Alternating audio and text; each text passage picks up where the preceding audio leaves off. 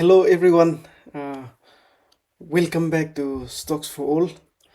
And today I want to make a video. I want to give some steps, give some idea on how to get capital to invest in stock market, because I've been hearing from some of my own friends and some people. They were saying that, oh, I'm interested, I want to invest, but I don't have the capital. I'm not getting a regular salary like you, or I'm not getting a big salary, so I want to give some idea how to get capital to invest in stock market. So the first step is we have to learn to save money. Okay, our Nagas were so many youths are still taking from their parents. Now we don't know how to save money. Even if our parents give us tens of thousands or even lakh, we're not able to use. So we have to learn to save money. And then next is we have to learn to earn. Okay, we have to learn to earn. Only there's a quote that only when you carry your own bucket of water you realize the importance of water. That's why if we're using our parents' money, we will not realize the value of money. So we have to learn to earn, and there's so many ways to earn. If provided you are willing to work and provided you are hardworking, there's so many ways to learn. See, here are some few examples that I've tried by myself, and I know that anybody can. Many people, in fact, most people can do these small jobs.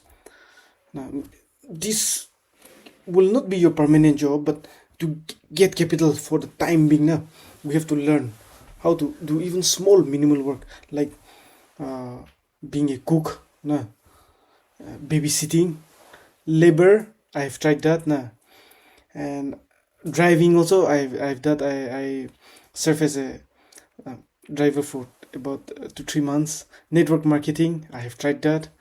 Giving home tuitions, that is also a very good option, especially for maths and science.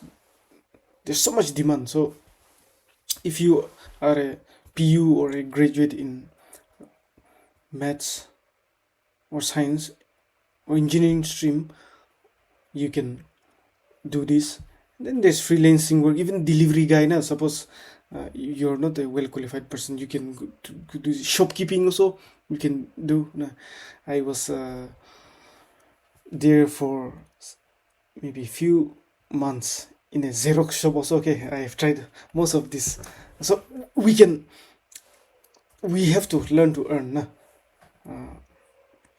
Only then we will know the value of money also.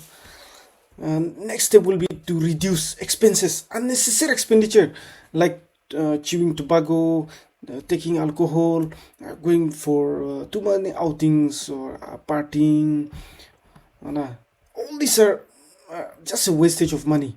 So, and following the new trend, suppose one new mobile, one new iPhone comes, you want to buy that one. We have to stop that, cut that cost. Okay. And some people are addicted to shopping, online shopping in Flipkart, or even Mintra, all these things. Okay, so we have to reduce our expenditure, those expenditures that are, I should say, unnecessary, and it causes us a lot of harm, especially if you're spending money on alcohol or tobacco or intoxicating stuff. So we have to learn to reduce all that expenditure and turn it into saving. Okay, and then next step will be we have to set a target, set a goal. Suppose this year I want to save 50,000. We have to set a goal. By the end of this year I will save 50,000 or 1 lakh, depending on your income. Now you have to set a goal. Then Another point I want to mention is for those who are salaried, or for those who are getting their working in companies or whatever, they're getting regular salary, we should give tithes, okay, as Christians, because it says here in my Bible, see, bring the whole tithe into the storehouse, that there may be food in my house. Test me in this, says the Lord Almighty, and see if I will not throw open the floodgates of heaven and pour out so much blessing that there will not be room enough to store it. I've experienced this, and I can say that this word is true. Now, if you faithfully give your tithe, if you're tithing properly, God will bless you so much more. And I've seen some people who are very close to me, they don't tithe, they don't give tithes. So thinking that my salary is too less, I will not give tithe, you'll struggle more and more. But even if you struggle, if you give tithes properly, you'll, even with the little, you'll be able to use. So this we should remember this principle, and then this, we have to follow this principle. Save 10% of your income for the salaried people, or for the people who are willing to work hard. And whatever income you get, you should save at least 10% of your income. Okay, suppose let's say I'm getting 10,000 now. Then let's say I'm going to give 1,000 in tithes. Then another 1,000 should be kept separate for saving. So 1,000, if I save for 1 year, 12 months, it becomes 12,000 now, more than my salary. Okay, my salary.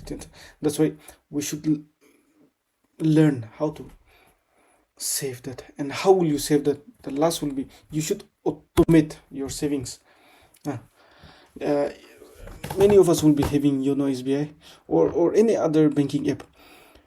You just go to this investments, and there you'll find recurring deposit, fixed deposit, or mutual funds. So just do the recurring deposit now, because even small amount also is possible for recurring deposit. Let's say 500, 1,000, like that. In a month, you can do recurring deposit. Let's say you're doing 1,000 per month. In 1 year, it becomes 12,000. So like magic, your capital, you will be able to get a capital and use it to invest in stocks. So thank you for watching. Keep watching, keep supporting, like, subscribe, and share. Let us grow together. Thank you.